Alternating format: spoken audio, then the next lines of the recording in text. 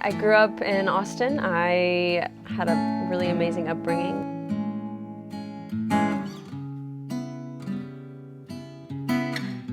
You know, I'd always sung my whole life. They say I forget you long enough to raise my head and push back up. They say I'll find someone a little less rough. So when I was about 12, I couldn't get into art class because art was cool and everyone wanted to do art. And my mom said, well, Gina, you like to sing, why don't you get into choir? And this was what I like to call the pre-glee years, when choir was not cool. No importa la herida, no importa la dulce canción de tu nombre vuelve a mi corazón.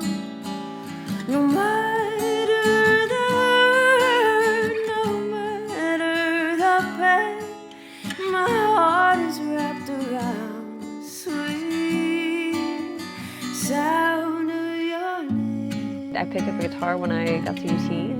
I had seen Tony Price at the Continental Club when I was about 18. I hope you'll agree with me. My parents actually had to get me in the door because it's 21 and up. And there was something about her performance that just inspired me to go home and get my dad's Martin guitar out of the closet, which is funny because she doesn't play guitar. And so the only thing I can think is that I decided that night that I wanted to do what she was doing. I wanted to be on stage and sing, and I didn't want to wait around for somebody else to play guitar for me. And so I just figured, well, I'll just do it myself.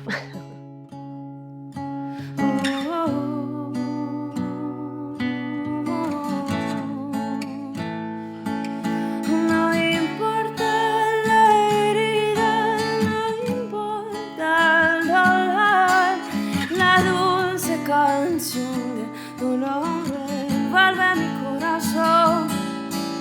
No matter the hurt, no matter the pain, my heart is wrapped around the sweet sound of your name comes over me like a million drops of rain.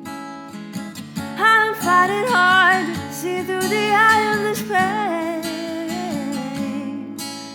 Like earth broken from years of drought, I helplessly wide open now. I pray the sun convince the clouds, calm the storm and leave. And then I started writing songs pretty immediately because I was too lazy to learn other people's music. I tried learning that song More Than Words, and it has a bazillion chords in it for a new songwriter, and I was like, forget this. I'm gonna write a 2-chord song, it'll be great.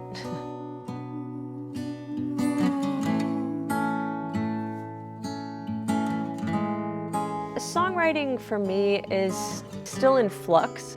For me, the lyrical content has always been pretty paramount. I've been under lock and key so long. You are the song of songs, untether me on my wrongs.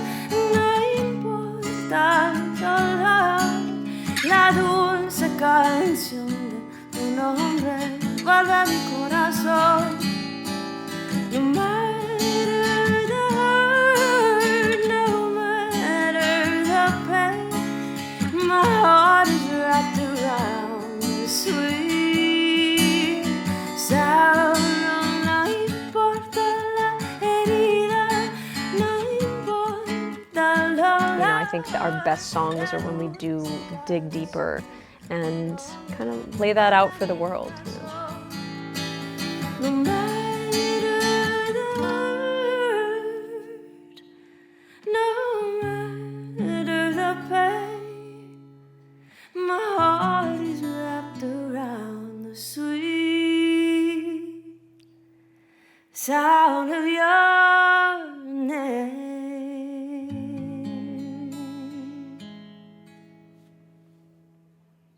I did a study abroad semester when I was at UT, and I went to Argentina. I spent 4 months in Buenos Aires.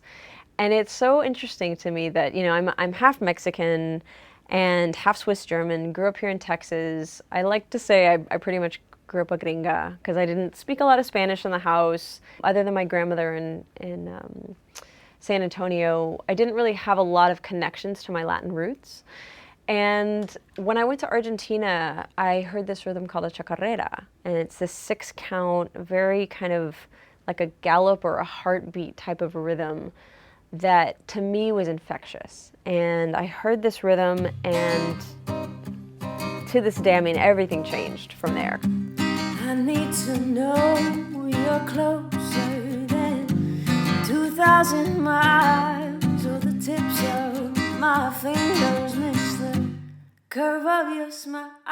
You know, so I started diving into that, and that's really what has started me on a journey to discover my own Latin roots through music. And so that's what this past album was, and continues to be as we share it with people, you know, all over the world. And it's been through travel that I've been able to do that. So, you know, I first went to Argentina, later I went to El Salvador. The album is called Uprooted, and it came out in 2014. It was produced by Michael Ramos. You, my lover, to find, you are to find. Te quiero, me pierdo. Si tú no estás aquí, extraño, me engaño. We actually did a Kickstarter, and we ran that Kickstarter in 2012. And I thought, because Kickstarter is an all-or-nothing crowdfunding platform, we decided, okay, let's do 10,000. I think that'll push us a lot, you know, but I think it's attainable. You know, by the end of it, we had actually raised $20,000, and I was blown out of the water. It was just like, people apparently want new music. Your name ignites his heart.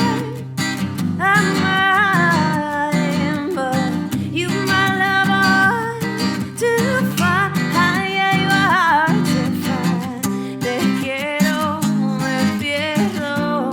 Si tú no estás aquí, extraño, me engaño. Para aguantar otro día más, te añoro, te espero. Miles de días desgasta mi amor. Pues mi amor.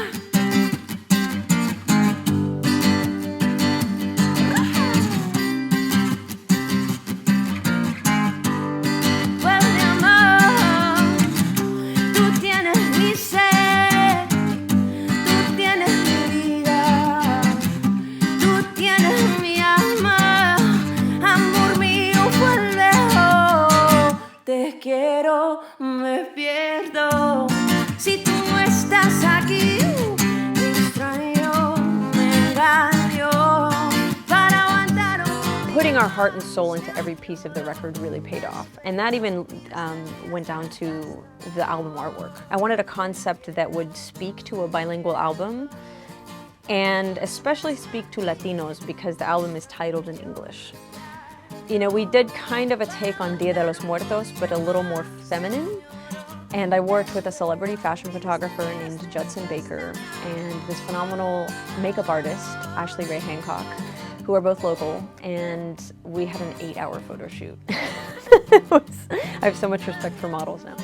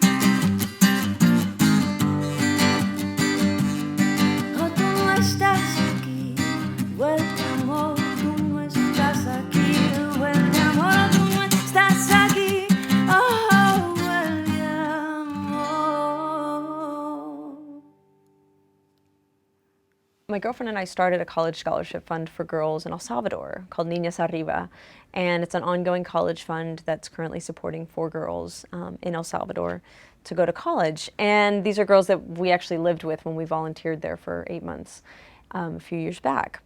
So we put together these benefit concerts at the Stateside Theater.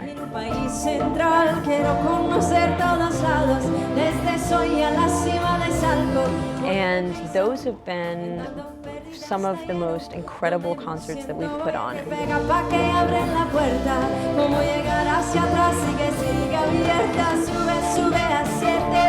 We rehearsed and rehearsed and rehearsed, and after those shows, performance-wise, those just really took us to the next level as a band.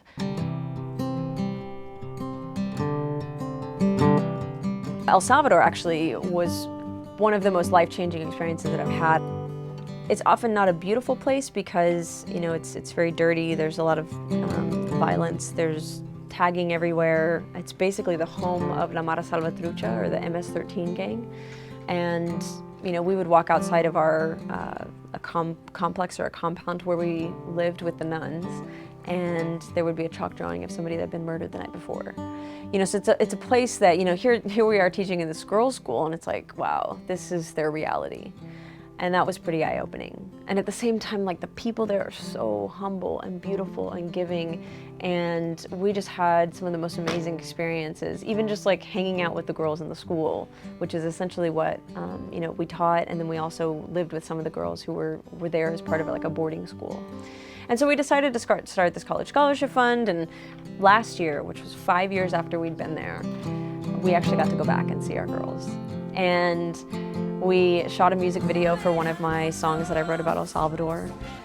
We toured around the country and played in some of the most like remote and amazing places. You know, yeah, I speak Spanish, but I'm still learning in a lot of ways. And being able to connect with people on that level through music was just, I mean, it's just a dream come true.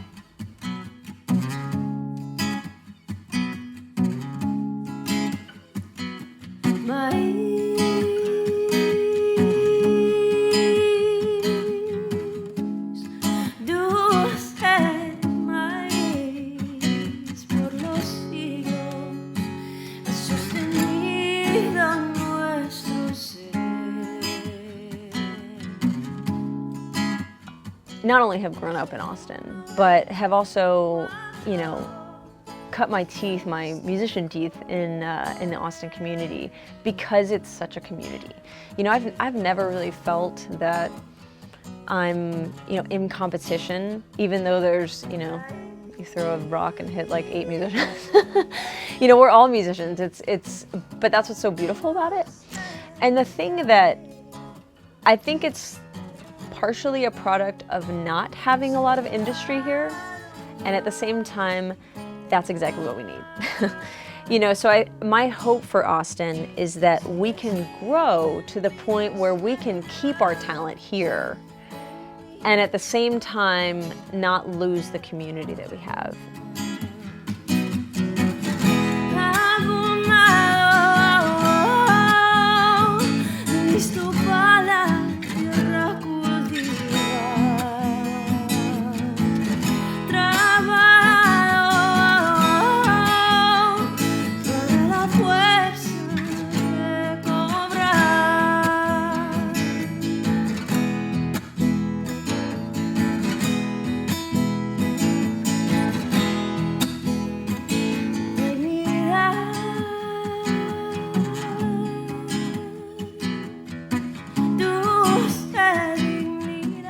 I hope that my music can bring people together.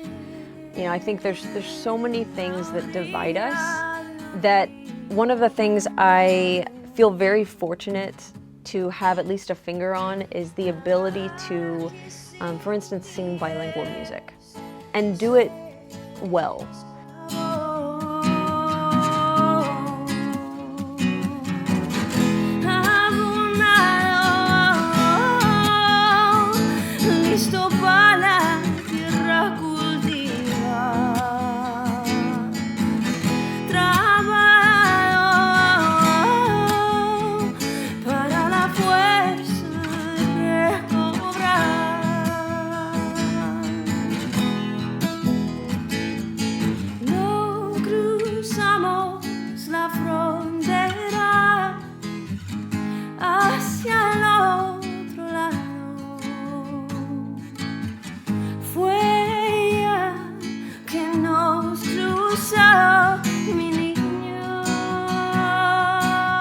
I would love to look out at an audience that are different ages. You know, the color of their skin is different. The language that they're speaking is different. Their socioeconomic status is different, you know, whatever, just to basically realize like we're all brothers and sisters. We are all the same people. And, you know, so I think for me that's the most important thing at the end of the day, is that my music means something to the point where people of any type can, you know, we can break down the walls that divide us and, you know, just realize we're all humans and maybe we can love a little more, maybe we can hope a little more.